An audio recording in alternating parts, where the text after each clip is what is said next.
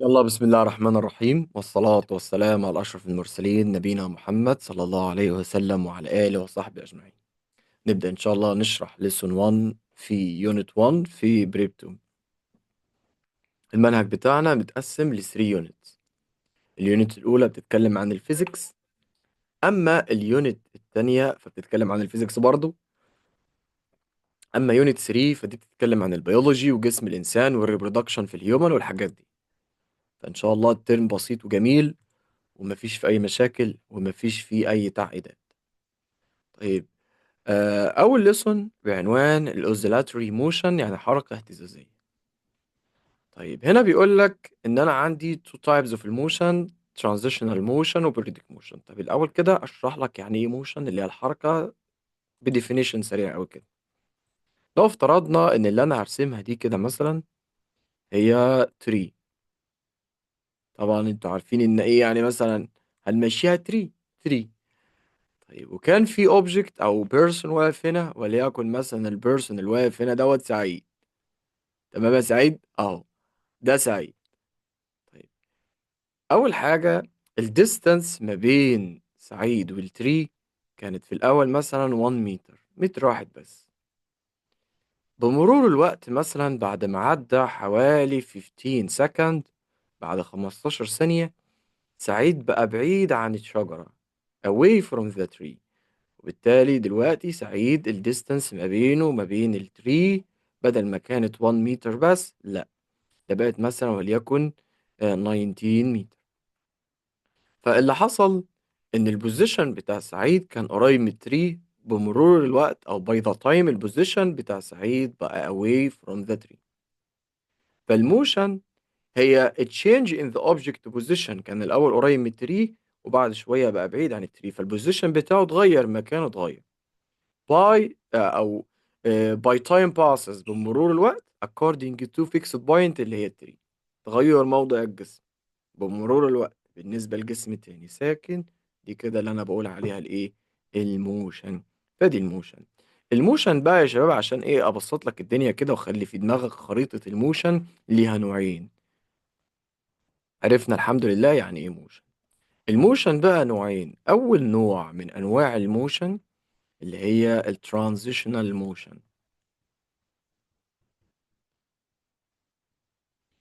ترانزيشنال موشن. النوع التاني هو البيريودك موشن. الترانزيشنال موشن دي احنا كنا اخدناها في بريب 1، بس طبعا الذاكره عندكم ذاكره سمكه، وعارف ان اغلبكم هيكون ناسي فهفكرك بيها سريعا. ترانزيشنال موشن بالعربي يعني حركه انتقاليه، يعني الجسم اتنقل من البوزيشن بتاعه راح بوزيشن تاني، زي سعيد كده اتحرك كان جنب الشجره بقى بعيد عن الشجره، فكده اتنقل من مكان وراح مكان تاني. زي مثلا حركه الترين القطر، كانوا في محطه القاهره، بعد شويه بقى في محطه الاسكندريه. خلاص انت كنت واقف قدام البيت بتاعك الصبح وانت رايح المدرسة، فالبرايمري بوزيشن بتاعك هو الهوم بتاعك او البيت بتاعك. الفاينل بوزيشن هو السكول بتاعتك او المدرسة بتاعتك. فانت ليك برايمري بوزيشن موضع ابتدائي وفاينل بوزيشن موضع نهائي، ده ترانزيشنال موشن. خلاص، عملت مشكلة مع ماما وراحت ماما قلع الشبشب وماسكاه في ايديها، البرايمري بوزيشن بتاع الشبشب هو ايد ماما. الفاينل بوزيشن قفاك بقى ظهرك ودنك على حسب ما التنشيل يجي فيه. فالشبشب ليه برايمري بوزيشن هو ايد ماما، وفاينل بوزيشن اللي هو انت، يعني ايا كان المكان اللي مامتك نشنت فيه. خلاص. فالترانزيشنال موشن حركه انتقاليه، يعني الجسم بيتنقل من حته يروح حته تانيه، ليه برايمري بوزيشن موضع ابتدائي وفاينل بوزيشن موضع نهائي وشكرا. ده احنا خدناه في بريب 1، مش موضوعنا. لكن موضوعنا بقى اللي احنا هنتكلم فيه بتفاصيل اكتر هي البيريودك موشن اللي هي الحركه الدوريه. هديك مثال عشان تعرف الفرق بين الترانزيشنال والبيريودك. دلوقتي المون ريفولف اراوند ذا ايرث. لو افترضنا ان المايك دوت هو مثلا الايه الارث، والمون هي دي، فانت هتلاقي المون عمال يلف حوالين الارث بشكل دوري مستمر، ما بيقفش. ما نعرفش هنا كده فين البرايمري بوزيشن بتاعته وفين الفاينل بوزيشن. هل حد فيكم عارف فين البرايمري بوزيشن بتاع القمر؟ بدأ القمر من أي حتة وهو عمال يلف حوالين الأرض؟ طب فين نقطة النهاية بتاعته؟ فحركة القمر حوالين الأرض لا ليها نقطة بداية ولا ليها نقطة نهاية. فهي كده ما تعتبرش ترانزيشنال، هي تعتبر ايه؟ تعتبر بيريدك موشن. كذلك يا سيدي المرجحة مثلا بتبقى انت راكبها كده راحة جاية راحة جاية راحة جاية. هل انت عارف وانت بتحرك المرجحة كده فين البرايمري بوزيشن وفين الفاينل بوزيشن؟ لا. فدي برضو تعتبر من البيريودك موشن اللي هي الحركة الدورية. هنمسك احنا البيريودك موشن دي ونقسمها لنوعين. النوع الاول اسمه الاوزيلاتري موشن، والنوع الثاني اسمه الويف موشن. طيب نكتبهم كده: الويف موشن. طيب هنا الاوزيلاتري موشن.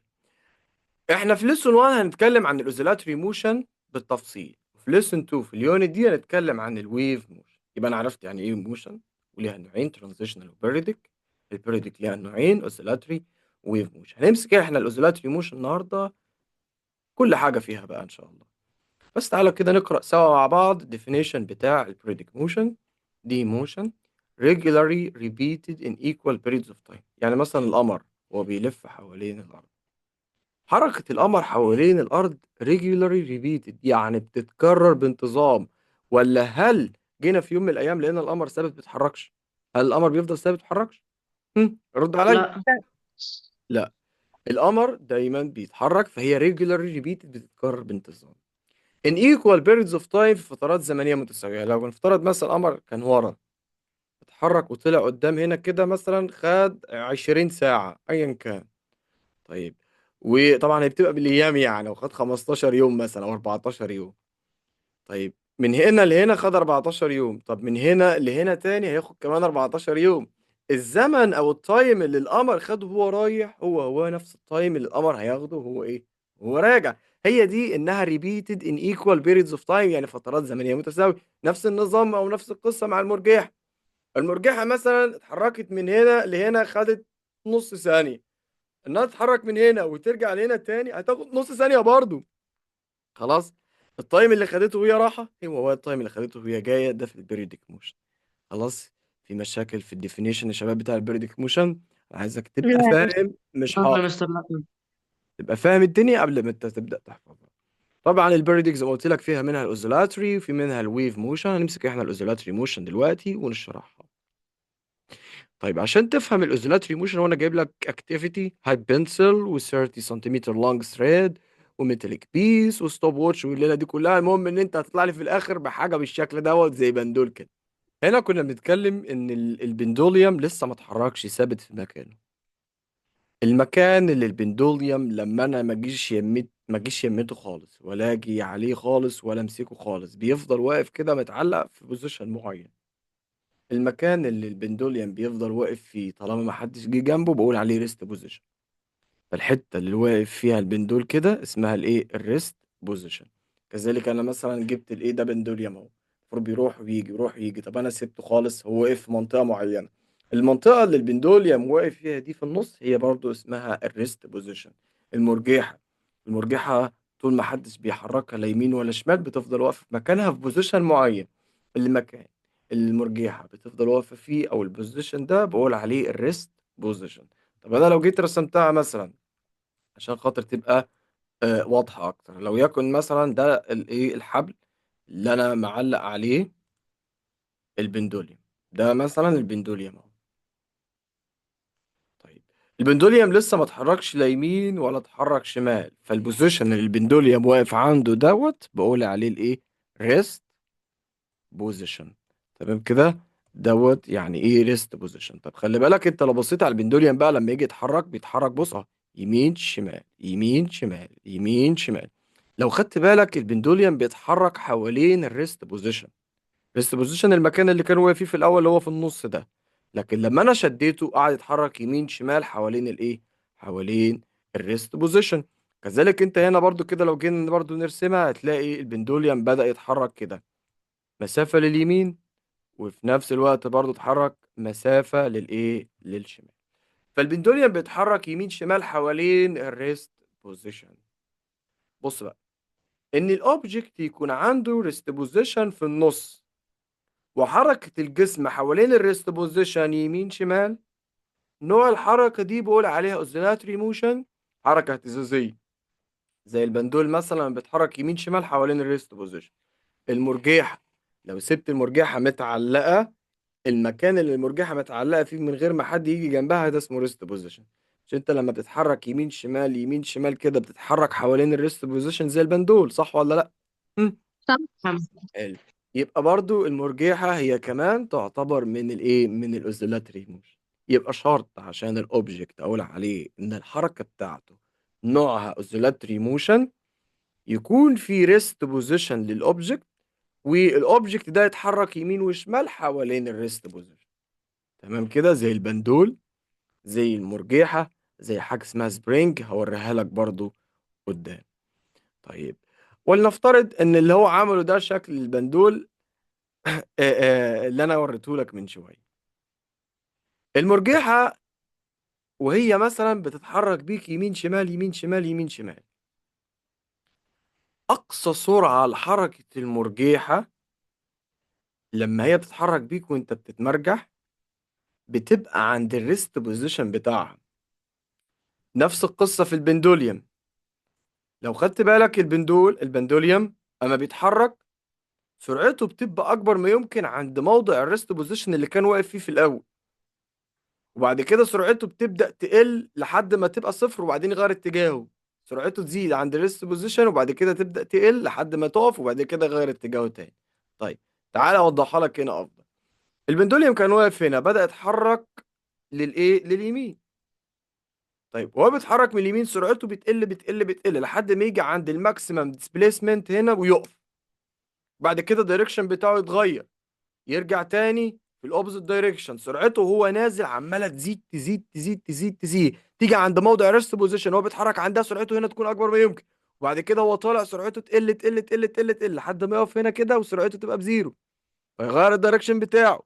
بعد كده يبدأ يرجع تاني وسرعته هو نازل تزيد تزيد تزيد تزيد تزيد، تيجي عند الريست بوزيشن وسرعته تبقى اكبر من يمكن. لو لاحظت الموضوع ده بيحصل عندك وانت بتترجح في السوينج اللي هي المرجح، تفضل وانت نازل كده تلاقي نفسك نازل بسرعه جامد قوي، بعد كده تطلع سرعتك تقل وتقف، ترجع نفس القصه سرعتك تزيد تزيد تزيد تزيد تزيد لحد ما تيجي قرب الارض كده عند الريست بوزيشن تروح سرعتك تكون اكبر ما يمكن، وانت طالع سرعتك تقل تقف، فتبدا ان انت تغير الاتجاه وهكذا. حد حاسس بدي هو بيتمرجح قبل كده؟ امم هو مش ايوه. طيب. فهنا اول بروبرتي من البروبرتيز بتاع الاوزيلاتري موشن ان الفيلوسيتي بتاع الاوبجكت انكريز، بتبقى ماكسيمم. الفيلوسيتي بتاع الاوزيليتنج بودي ريتش اتس ماكسيمم فاليو، اعلى قيمه لها when it passes its rest position، ودي مهمه جدا هجيلك في الكومبليت. عند ريست بوزيشن والبندوليوم بيتحرك سرعته بتبقى ماكسيمم. طيب، هي ديكريز جراديولي بتبدا تقل لما انا ببعد عن الايه، الريست بوزيشن. فهي decreases gradually when it goes far from it. كل ما ابعد عن الريست بوزيشن اطلع لفوق سرعتي تقل لحد ما تبقى زيرو عند الماكسيمم ديسبيسمنت، اقصى ازاحه، عشان اغير اتجاهي بقى وابدا ازود سرعتي تاني في الاتجاه المعاكس. طيب، فهي السبيد decreases gradually when it goes far from it. كل ما ابعد عنه السبيد بتبدا تقل بشكل تدريجي until it reaches zero، لحد ما توصل لزيرو في الماكسيمم ديسبيسمنت. طيب، on both sides of the rest position، يعني في البوزيشن ده maximum displacement في الرايت سايد، اقصى زاحه في اليمين، السبيد عند المنطقه دي بتبقى زيرو. طيب، واي اللي هي مثلا الماكسيمم ديسبيسمنت بس على الشمال، السبيد عندها بتبقى بزيرو لانه بيقف وغير اتجاهه. لكن زد مثلا كده اللي هي عند الريست بوزيشن والبندوليوم بيتحرك وهو معدي على زد اللي هي ريست بوزيشن، السبيد بتاعته بتبقى ماكسيمم، اعلى قيمه ليه. ايوه يا شباب، دي فيها مشاكل اوضحها تاني ولا خلاص كده؟ مفهومه؟ على سبب المفروض. طيب، حلو قوي. هيجي يتكلم معاك دلوقتي بيقول لك ان في الاوزيليتنج بودي when the oscillating body moves on both sides around the rest position الموشن is repeated in equal intervals of time. يعني ايه يا مستر تاني؟ الموشن بتتكرر بانتظام على فترات زمنيه متساويه. هقول لك دلوقتي مثلا لو الملموش دي هنقول عليها زي ما اتفقنا دي زد مثلا ودي اكس ودي واي. البندوليوم هو بيتحرك مثلا من اكس لزد، خد وليكن مثلا هاف سكند، نص ثانيه، وهو بيتحرك برضه من زد لواي هياخد نفس القيمة ونفس الزمن اللي هي هاف سكند. طيب من زد لواي هاف سكند، طب من واي لزد هاف سكند برضه. طب من زد لاكس هاف سكند، طب من اكس لزد هاف سكند برضه. الزمن اللي البندوليان بياخده وهو رايح بيكون هو نفسه الزمن اللي البندوليان بياخده وهو راجع.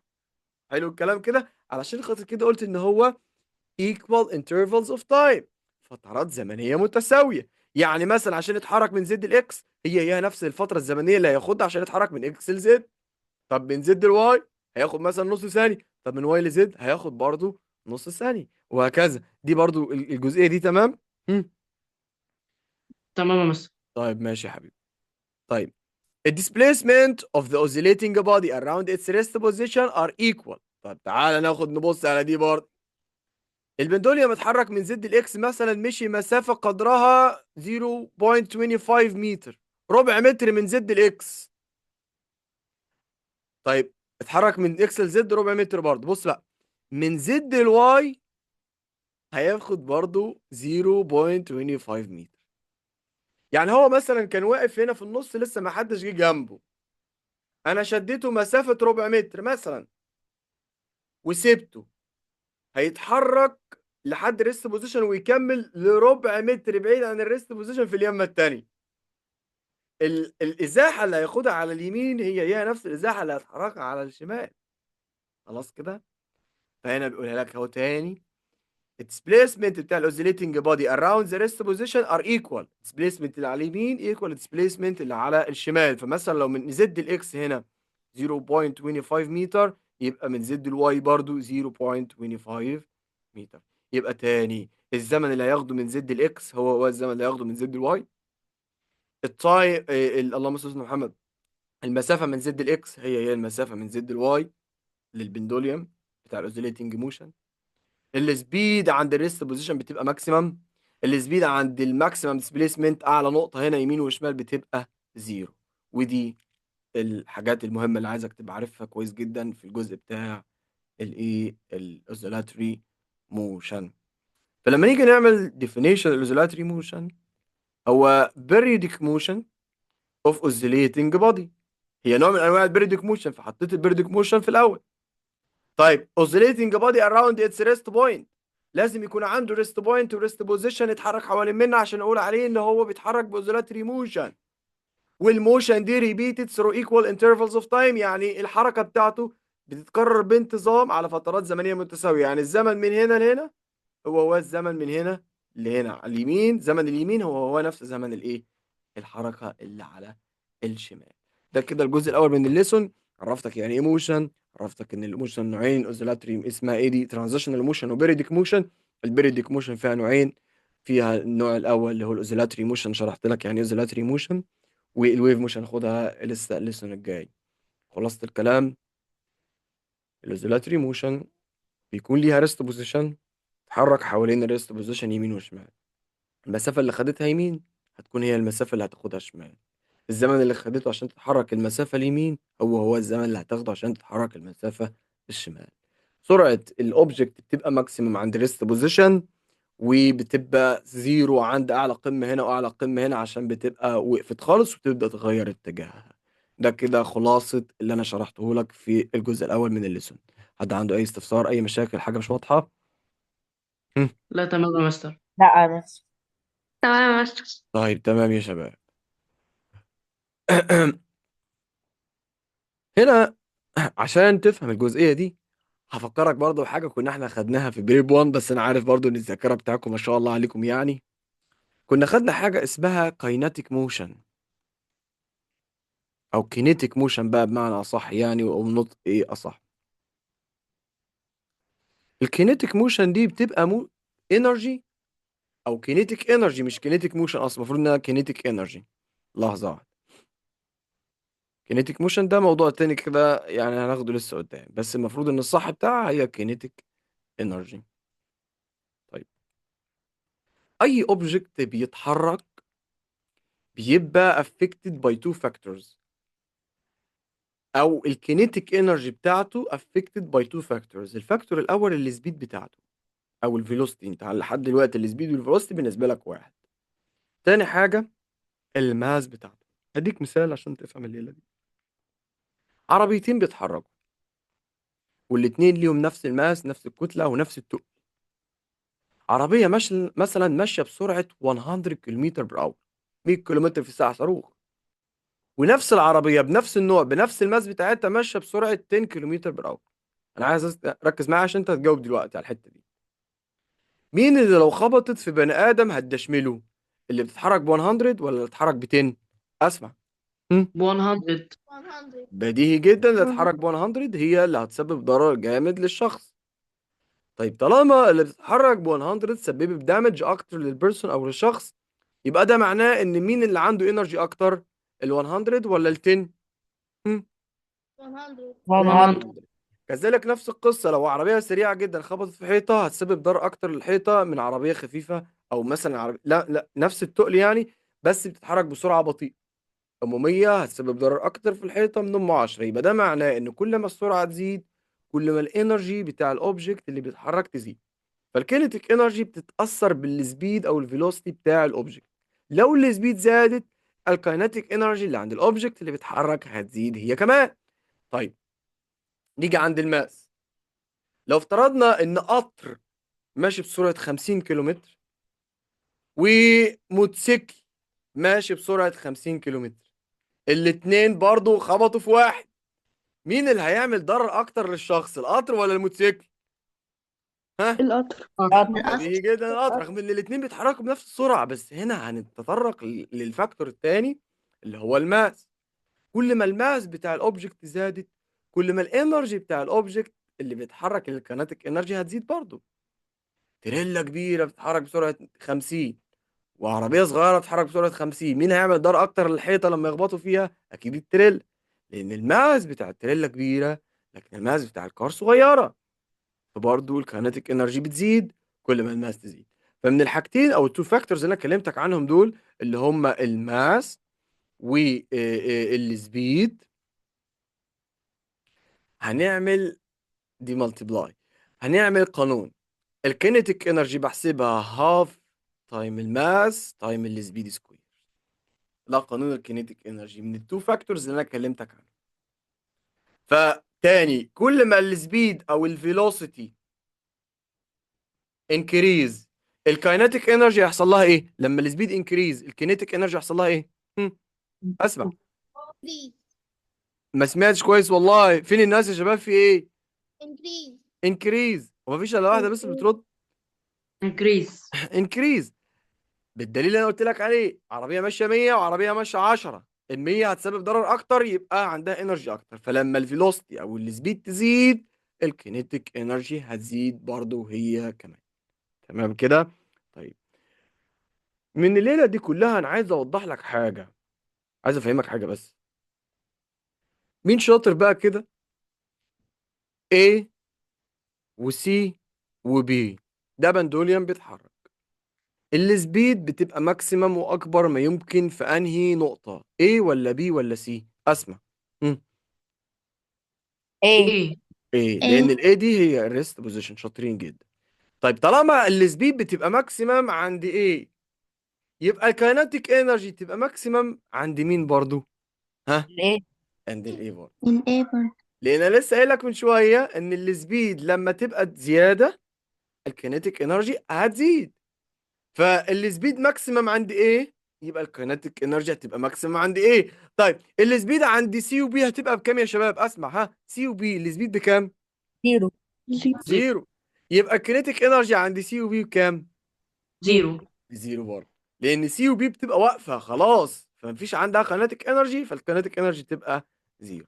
فمن العلاقه اللي انا لسه شرحتها لك من ورا دي ان الكينيتيك انرجي بتاع الاوزيليتنج بودي دايركتلي بروبورشنال مع الماس زي ما قلت لك ومع السكوير فيلوسيتي، ماس والسكوير فيلوسيتي. طيب والكينيتيك انرجي انكريز with the velocity of the oscillating body increase، velocity هي السبيد، لما السبيد تزيد الكينيتيك انرجي هتزيد برضه. طيب ففعلا هتبص تلاقي ان السبيد هتبقى ماكسيمم عند ايه وهتبقى زيرو عند سي، وبالتالي الكينيتيك انرجي تبقى ماكسيمم عند ايه وهتبقى بزيرو عند سي وعند بي. طيب نفس القصة عند الزمبالك دوت. الموضوع برضو الزمبالك واقف اهو، متعلق كده وواقف، هجيب لك ليه فيديو برضو ان شاء الله يوضح لك كل حاجة خاصة بيه. المكان اللي الزمبلك واقف عنده، لا انا شديته ولا انا سبته ولا جيت يميته، بيبقى اسمه ريست بوزيشن. طب تعالى كده نشوف الزمبلك هيتحرك ازاي. مش عايزين صوت بقى يا عم. اوريكم صورة الراجل دوت، ده عالم فيزياء كبير جدا على فكرة. بس مش فاكر اسمه والله. بس ده من اشهر علماء الفيزياء، ده يعني ايه، حاجة زي اينشتاين كده بس على صغير شوية. بص يا باشا، الزمبلك دوت اللي عمال يطلع وينزل، او يطلع وينزل يطلع وينزل يطلع وينزل يطلع وينزل. خلاص كده كله عارف الزمبلك تمام عشان نشرح عليه بس. ايوه تمام. طب حلو، نجيبها من اول التجديد تاني عشان اوضح لك عليه حاجه معينه. اهو الزمالك واقف، ما اتحركش ما اتحركش كده، يبقى الحته اللي واقف عندها دي اسمها الريست بوزيشن. اول ما هو بقى يبدا ان هو يزقه كده، هتلاقيه بيتحرك فوق وتحت فوق وتحت حوالين الريست بوزيشن بتاعه. فكده اقول عليه ان هو بيتحرك بايه؟ باوزيلاتري موشن. طيب تعالى بس نجيب هنا، ادي الريست بوزيشن بتاعت الزمالك من غير لسه يا باشا، هو ما اتحركش. اول ما يتحرك هيبدا يطلع وينزل حوالين الريست بوزيشن. فالسبيد بتاعته برضو عند الريست بوزيشن هتبقى فيري هاي. فالفيلوسيتي او السبيد بتاع الاوزيليتنج بادي is very high when it passes through او its rest position. هو بيتحرك فوق وتحت عند الحته الريست بوزيشن بتاعته، السبيد بتاعته بتبقى اكبر ما يمكن. ماشي. طيب طبعا اعلى قيمه يوصل لها واسفل قيمه او اوطى قيمه يوصل لها السبيد بتبقى بزيرو، عشان بيقف ويبدا يغير اتجاهه زي ما احنا ما عارفين. فالفيلوسيتي بتاع الاوزيليتنج بادي decreases when it go far from the rest position. كل ما يبعد عن الريست position نفس البندوليوم، السبيد decrease until it reaches zero عند الماكسيمم displacement. فالماكسيمم displacement دي ودي السبيد عندها زيرو، لكن الريست position هنا السبيد بتبقى ايه؟ بتبقى ماكسيمم. فالموشن برضو بتاع السبرينج هي regular repeated through equal periods of time. يعني الزمن اللي هياخده من هنا لهنا هو الزمن اللي هياخده من هنا لهنا. خلاص. دوت كمان اكزامبل على الاوزيلاتري موشن. يبقى كده عندك المرجح اوزيلاتري موشن اللي هي السوينج، عندك البندوليوم اوزيلاتري موشن، عندك اللي هو اسمه ايه دوت السبرينج برضه دوت يعتبر اوزيلاتري موشن. طيب عندك التانينج فورك اكزامبل على الاوزيلاتري موشن. السبرينج اللي انا لسه بقول لك برضه دوت اوزيلاتري موشن. البندوليوم، الستريتشنج سترينج، عارف انت البتاع بتاع البيانو دي، لو انت خبطتها كده تقعد تتحرك فوق وتحت حوالين الريست بوزيشن. والموشن سوينج برضو نفس القصه. تمام.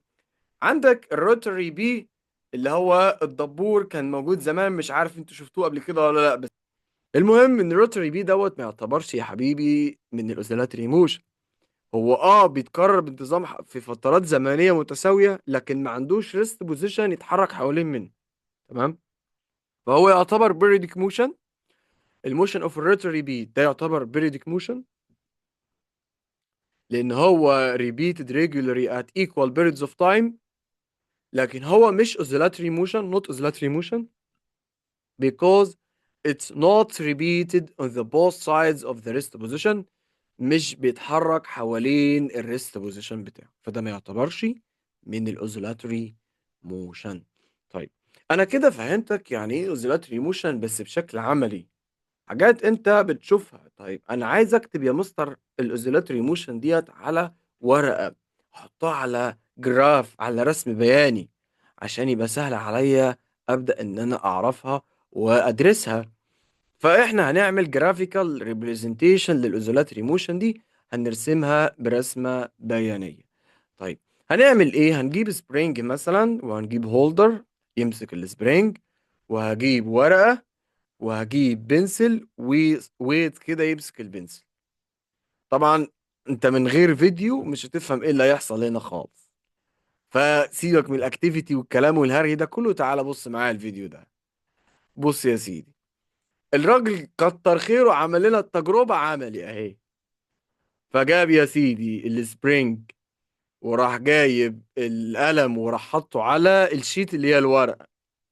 شوف هيبدأ يحرك الورقة والقلم في نفس الوقت. تعالوا نشوف ايه الرسمة اللي الاوزيلاتري موشن هتعملها. ايه رسمة الاوزيلاتري موشن؟ بص يا سيدي، القلم هيبدأ يكتب على الورقة دلوقتي لما يحركها اهو. فعمال يطلع قمة مقيعان قمة مقيعان قمة مقيعان اهو.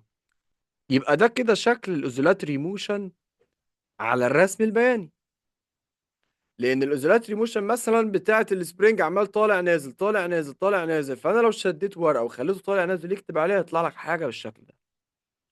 الشكل ده احنا بنقول عليه السيمبل هارمونيك موشن. الاختصار بتاعه عشان لو قابلتك في اي حاجه على النت يعني اس اتش ام، سيمبل هارمونيك موشن. فطلع لي بالشكل دوت قمة وقاع، رسمة بيانية، حاجة طالعة ونازلة طالعة ونازلة طالعة ونازلة. طيب، فأنا بعبر عن الزلاتري موشن في الرسم البياني بالسيمبل هارمونيك موشن. سيمبل هارمونيك موشن. السيمبل هارمونيك موشن دي هي أبسط صورة من صور الأوزيلاتري موشن. تمام كده؟ فالموشن of the weight which is called simple harmonic motion ودي considered the simplest form of oscillatory motion. السؤال بيجي في الامتحانات كتير قوي، نقط في الكومبليت is the simplest form of oscillatory motion، تقول له السيمبل هارمونيك موشن اللي هي الرسمه بالشكل ده كده. طيب، ادي يا سيدي دي السيمبل هارمونيك موشن اهي. الحته اللي تحت دي خلي بالك الخط بتاع التايم دوت ممكن برضو يبقى هو اسمه الريست بوزيشن. فالقلم طلع فوق جامد قوي بعيد عن الريست بوزيشن، فالماكسيمم ديسبيسمنت وصلها هي سي بس فوق، الماكسيمم ديسبيسمنت اللي عملها هي بي بس لتحت. فالبعد او اكبر بعد عمله عن الريست بوزيشن هي سي فوق وبي تحت. خلاص كده. لكن عندي ايه دي مرور الجسم عند الريست بوزيشن. فمين شاطر كده؟ ها، السبيد تبقى ماكسيمم عندي سي ولا ايه ولا بي؟ مين شاطر؟ ها اسمع. ايه ايه ايه، الله ينور عليكم، سعيد ممتاز. مين اللي قال بعد كده؟ ما خدتش بالي من صوت يمكن يكون شخص جديد بقى. ففعلا هتبقى ايه هي الماكسيمم، لان الاوبجكت عند بي معدي عند الريست بوزيشن، فالسبيد عند الريست بوزيشن بتبقى ماكسيمم برضه. طيب، السبيد بزيرو فين بقى؟ اسمع. ها، يو زيرو سي. فين؟ بي بي وسي. وسي. طيب ماشي، انا سمعت احمد وبنت كمان بس برضه مش عارف مين البنت دي. مش مشكلة. طيب، فعلا احمد قال سي وبي اللي هما الماكسيمم سبيسمنت، اقصى ازاحه بعيد عن الريست بوزيشن، كانت السبيد بزيرو عند سي والسبيد بزيرو عند بي، بعد كده غير الدايركشن ورجع تاني عند ايه؟ ايه دي هي الريست بوزيشن. ففي السيمبل هارمونيك موشن زي ما قلنا الفيلوسيتي، بص الفيلوسيتي اوف الاوزيليتنج بودي، سرعه الجسم اللي هو بيتحرك، بتبقى ايه؟ inversely proportional to the displacement. ايه ده يا مستر الكلام ده؟ ركز بس معايا. الديسبيسمنت هي اقصى ازاحه الاوبجكت بيعملها بعيدا عن الريست بوزيشن. فانا كل ما ابعد عن الريست بوزيشن يعني ازود الديسبيسمنت، يعني ابعد عن الريست بوزيشن. كل ما ازود المسافه او البعد عن الريست بوزيشن كل ما الديكريس تقل لحد ما تبقى بزيرو عند الماكسيمم ديسبيسمنت.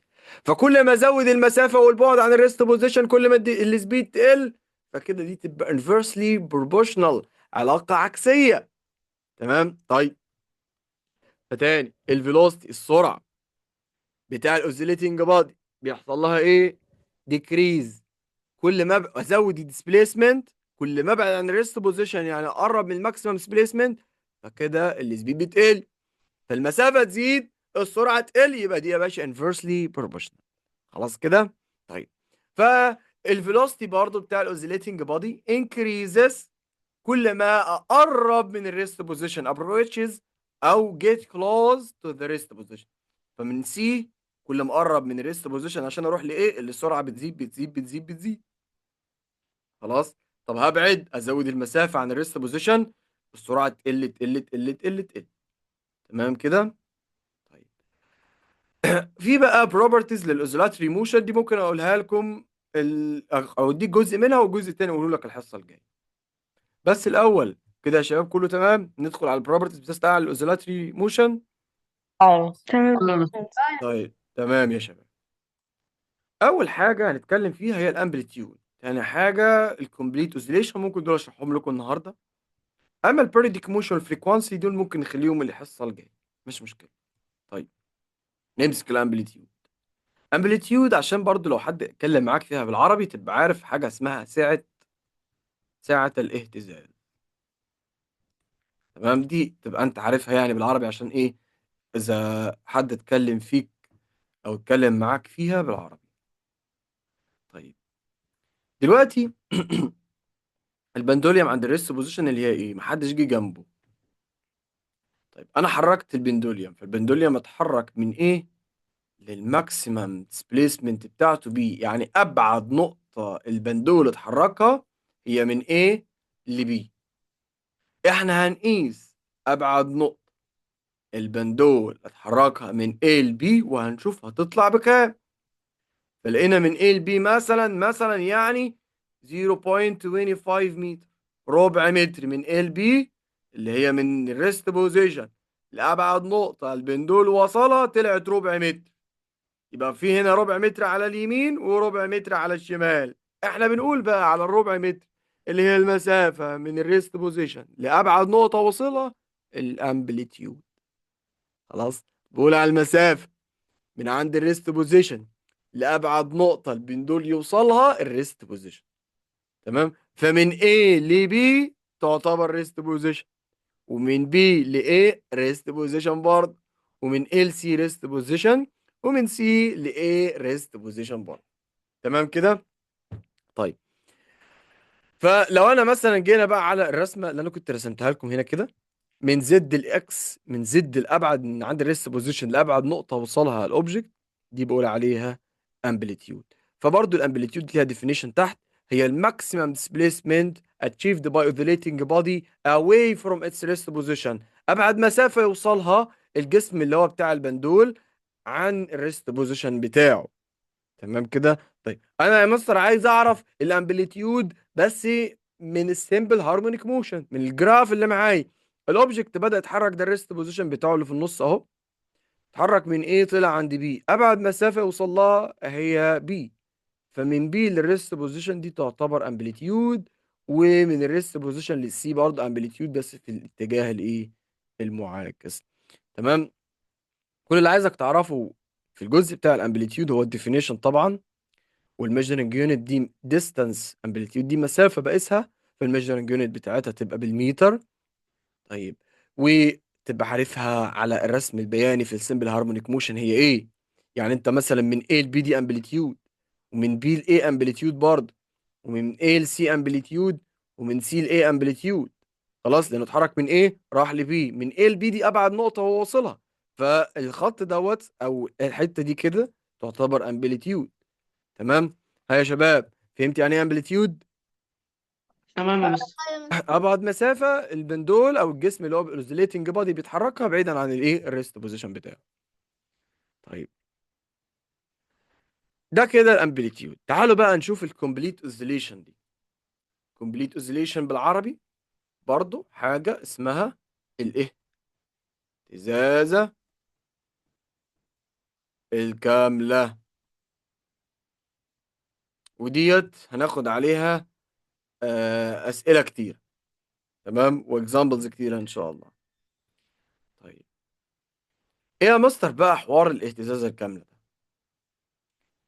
الاول انا عايز اطمن بس ان الكل الله يخليكم عمل فهم يعني ايه امبليتيود، لان انت لو فهمت الامبليتيود هتفهم الكومبليت اوزيليشن، ما فهمتش الامبليتيود مش هتفهم الكومبليت اوزيليشن. طيب دلوقتي الاوبجكت اهو اللي هو ايه عند الريست بوزيشن بتاعه، حركته فتحرك من A ل B، ادي من A ل B كده، ادي اول امبليتيود، ومن B ل A ادي كمان ايه امبليتيود، يبقى كده هو اتحرك اتنين امبليتيود. وبعد كده اتحرك من A ل C ادي كمان امبليتيود، وبعد كده رجع من سي لايه، ادي كمان كده امبليتيود. الاوزيليتنج بودي لو عمل 4 امبليتيود يبقى هو كده عمل كومبليت اوزيليشن، الاهتزازه الكامله. يعني الاهتزازه الكامله عباره عن 4 امبليتيود، انه يتحرك من ال بي ادي واحده، ومن بي لاي ادي كمان واحده، ومن ال سي ومن سي لاي، كده هو عمل كومبليت اوزيليشن. طيب تعالى فوق كده، ادي من ال بي ادي كده امبليتيود، ومن بي ل سي ادي كمان امبليتيود. طب من A ل C كمان امبليتيود. طب من سي لايه؟ ادي كده كمان امبليتيود، يبقى كده عمل 4 امبليتيود. يبقى من ايه دي لايه دي كده هو عمل كومبليت اوسيليشن، يعني اهتزازه كامله. الاهتزازه الكامله هي مقدار 4 امبليتيود. تمام. طيب تعالى بس اجيب لك اكتر من اكزامبل عليها اهو، واجيبها لك هنا اهي. انا دي الريست بوزيشن بتاعه، بدأ يتحرك من A ل B. ادي كده اول امبليتيود. فمن A ل B دي كده امبليتيود ده واحده، يعني 1 اوفر 4 الكومبليت اوسيليشن. تمام. طيب وبعد كده البندوليوم رجع من B ل A، اللي هي دي، من B ل A دي كده. ادي كده هو عمل هاف اوسيليشن، لان الاثنين نص الاربعه. بعد كده رجع تاني من A ل C. من A ل C يبقى من هنا لهنا اللي هي دي. هو كده عمل 3 اوفر 4 الاوسيليشن. بعد كده رجع من السي لايه تاني، من سي لايه تاني اللي هي دي. يبقى هو كده عمل الكومبليت اوسيليشن. يبقى كده نستنتج برضو ونأكد على ان الكومبليت اوسيليشن هي عبارة عن 4 امبليتيود. تعرفها بشكل الايه، البندوليوم نفسه، وتعرفها من ناحية السمبل هارمونيك موشن. يبقى من هنا كده، هنا كده 4 امبليتيود، يعني كومبليت اوسيليشن. مفهوم يا شباب الكومبليت اوسيليشن؟ تمام. كله تمام تمام. واضح ولا اوضحها تاني؟ اوضحها. طيب. تمام يا مستر. طيب تمام. فليها قوانين برضو، ان الامبليتيود ايكوال فور الكومبليت اوسيليشن. الامبليتيودية واحدة هي ربع الكومبليت اوسيليشن، والكومبليت اوسيليشن هي 4 ملتبلاي الامبليتيود، لان 4 امبليتيود دي كومبليت اوسيليشن، والامبليتيود الواحدة تديك ربع الكومبليت اوسيليشن. ففي الاكسرسايزز هنا كده انا هختار ناس دلوقتي تقول لي في كام كومبليت اوسيليشن هنا، بس انا هوضح لك ازاي نحسبها الاول، وبعد كده هقول للناس تعد معايا. هنا بيقول لك يا سيدي احسب لي فيه كام كومبليت اوسيليشن، وهنا في كام كومبليت اوسيليشن، وبعد كده شوف لي بقى مين اللي عنده كومبليت اوسيليشن اكتر. طيب اول واحد انا هنا هسألك سؤال غير اللي هو سأله في جراف 1. تعالوا نشوف فيه كام كومبليت اوسيليشن كده. من اكس للحته دي كده، ادي كده امبليتيود، ومن هنا لهنا ادي كده كمان امبليتيود، من هنا لهنا ادي كمان امبليتيود، من هنا لهنا كده ادي كده كمان ايه امبليتيود. فانا كده عملت ادي من اكس للحته اللي هي زد دي كده، دي كومبليت اوسيليشن واحده. تمام. طيب انا لو رحت لك ازاي انت تجيب الكومبليت اوسيليشن الواحده، يعني 4 امبليتيود. فانا بقى هختار دلوقتي